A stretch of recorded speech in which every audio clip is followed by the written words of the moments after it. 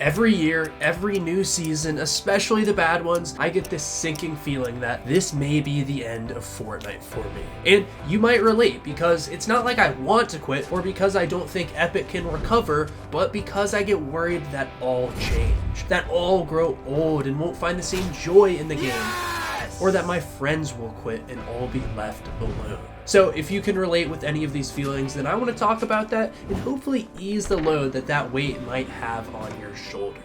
So let's jump all the way back to when I started. Chapter 1, Season 0. Yep, I had to double check that was a real thing. There was a pre-season to Season 1 that I actually played, and I'm still here. So why have I stuck around, and why am I confident that this game will stand the test of time? And I don't mean financially or popularity, I mean your individual joy for the game. Why do I know that? Well, let's jump back into that season. This was the first game to compete with PUBG, which was the biggest battle royale at that time. It was doing the biggest numbers on Twitch, had the best creators playing it, but it isolated a majority of gamers, console and phone players. PUBG was strictly a PC game at that time, and a lot of people hated it for that. Even though it was the biggest game and was objectively new and fun, I remember despising it because I didn't have access to it. I was on the PS4 at the time, and being a jealous kid that wanted to find the next accessible option, I took to YouTube and probably like BuzzFeed looking for other alternatives. And that's when I found Fortnite. And I'll be honest, my first impression was that it looked like dog shit. I wanted to find a battle royale that was an identical copy of PUBG that looked realistic, but all I came across was this Disney-ified looking version that was an extension to a random zombie game. Not the best option, I thought, but whatever. It's available on PS4 and it's free to download, so I'll give it a shot. I downloaded it, my friends downloaded it, and we squatted up.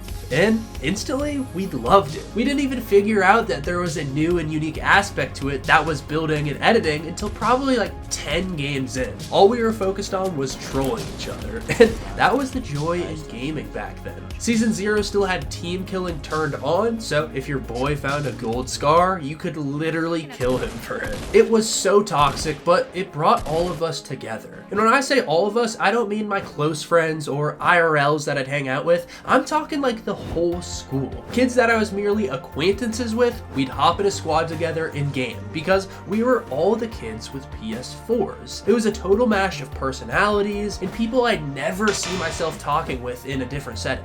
But we did it for Fortnite, and that was beautiful. And yes, you will notice, I said I only played with the PS4 kids at first. And no, that's not because I'm some covert racist consolist supremacist or something. There is a reason. And if you like this style of video, let me know and invest into the channel if you do. But Fortnite back then was not publicly known as a cross-platform game. I remember it wasn't even allowed back then. Xbox and PlayStation forbid intermingling of gamers. But Epic, like they always do, instigated it. We've seen that Epic doesn't like dumb rules from things like the Apple lawsuits and everything else, and they didn't like the no they were getting for wanting cross-platform. So they secretly turned it on and no one even knew about it. I remember the day it was revealed that it was possible. It was like a good 9/11. Sir, a second console has been added to the player pool. So how it happened was a PlayStation user noticed that they got killed by an odd gamer tag. It was a gamer tag with a space in it. And historically, that was impossible to do on PlayStation.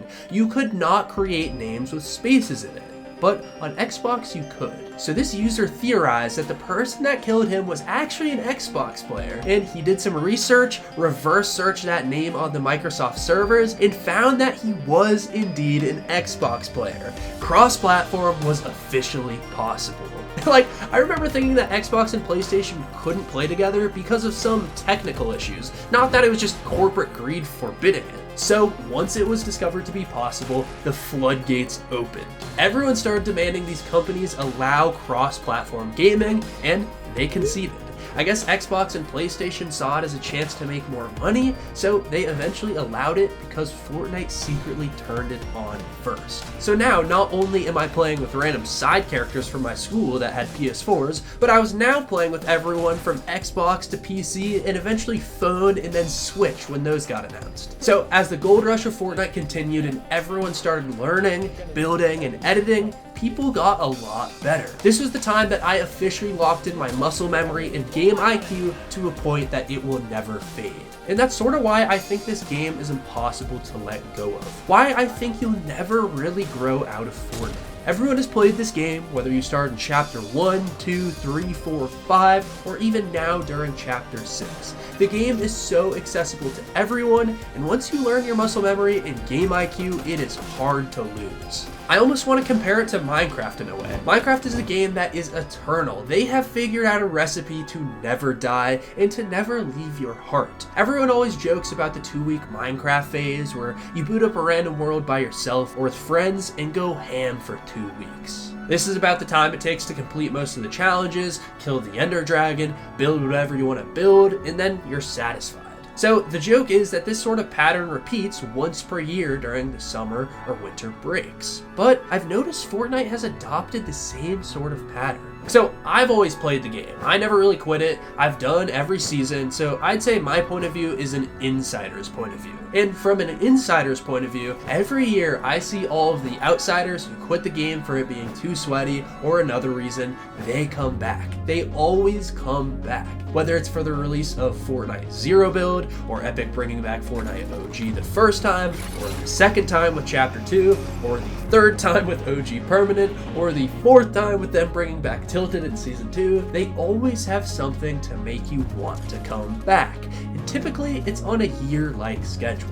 For instance, they drop their biggest chapter updates every year around December during winter break. Sound familiar? It's always on that year-like schedule like Minecraft. So Epic has mastered the ability to hook people back in. So if you're an insider like me who keeps up with every new season, plays and tries to go pro, or just tries to be as good at the game as possible, then I wouldn't worry about drifting away too much. At the very extreme, maybe you fall out of love with the season and you might transition from an insider to an outsider that comes back every couple of months to a year to hop back in. And if you love being an insider and want to keep on top of your skills, Epic has also mastered the urge for that to stay fresh and exciting. There will always be a pro scene in Fortnite that promises a future with life-changing potential. You could win millions through FNCS or become a famous streamer or YouTuber, and that is enough lure to keep thousands going. I mean, hell, that's why I'm here. Fortnite to me has a promising future.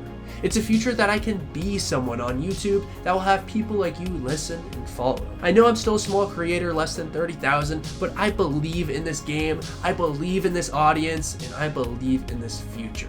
And the video's not done yet, but if you also believe in me, please invest in the channel before we rocket to the moon and use code reidtheninja or another small creators code to help out the Fortnite community. So 8 years of this game, 33 seasons or something later, and I'm still confident that I won't fall out of love with this game or with creating. And if you're still not sure if that will apply to you, it's probably because you're uncertain if your ability can compete with the quote-unquote sweats in the long run. Of course, my entire channel can give you tips on how to get better, such as this one, but the one I really think you should watch if you're uncertain is this one, where I talk about when did being sweaty become a bad thing.